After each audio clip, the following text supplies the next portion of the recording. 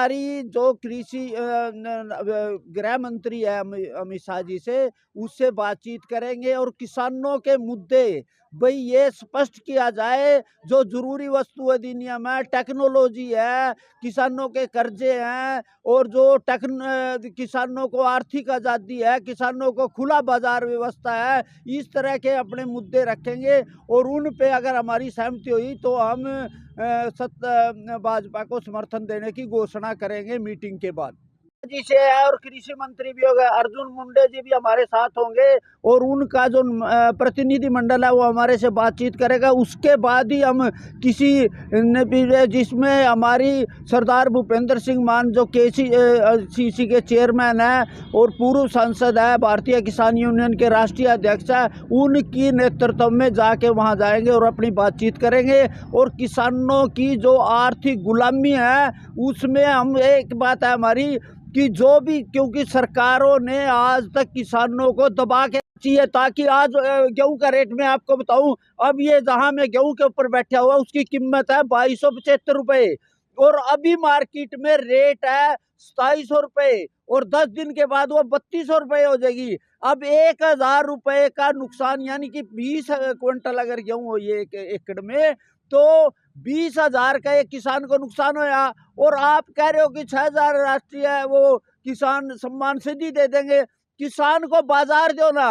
तो अंतर्राष्ट्रीय बाजार में सभी अमेरिका, यूरोप सब ने कहा कि जो सरकार ने पाबंदी लगाई हुई है गेहूं पे, भंडारण पे लगाई हुई है, ट्रेड का मतलब क्या, व्यापार का मतलब क्या? किसको समर्थन दे सकते हैं आप? खासतौर पे जो भारतीय किसान यूनियन है, आपका मान ग्रुप है, भाजपा का समर्थन दे सकता है? हाँ नहीं, वो बातचीत के बाद जो भी होगा वो आपके सामने बताऊंगा भी किसको हम समर्थन दें, लेकिन हम फिलहाल अपनी मांगे हैं वो भाजपा के उच्च जो नेतृत्व है उसके सामने रखेंगे और उसमें अगर उन्होंने सहमति जताई तो हम खुले तौर पे पूरे देश में भाजपा का समर्थन करेंगे। दूसरी बात, अब जो ये भाजपा के खिलाफ मोल तैयार कर रहे हैं, ये वामपंथी लाल झंडे वाले और उपद्रवियों ने एक माहौल तैयार कर दिया हरियाणा पंजाब में। शांतिपुर में ये कह रहा कि आज तक मैं 1985 से भारतीय किसान यूनियन कभी लाल झंडा नहीं देखा और अब ये लाल झंडे वाले माओवादी मर चुके हैं, वामपंथी मर चुके हैं। अब वो सिर्फ उपद्रव के जरिए से हरियाणा पंजाब के किसान में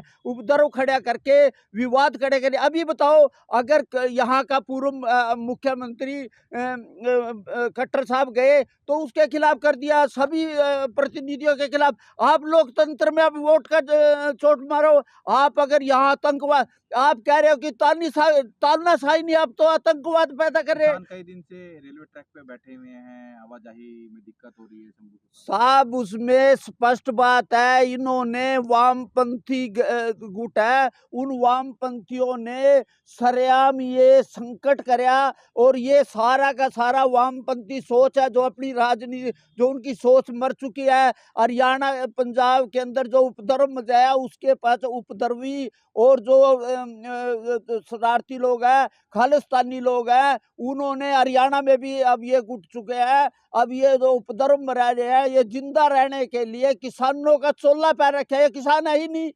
किसान के नाम। अब आप दिल्ली से वापस गए, बताओ क्या कौन सी ये कह रहे वादे, कौन सा वादा कराया? जो या क्या MSP की बात है, MSP सबसे ज्यादा किसानों का लूटने का केंद्र है।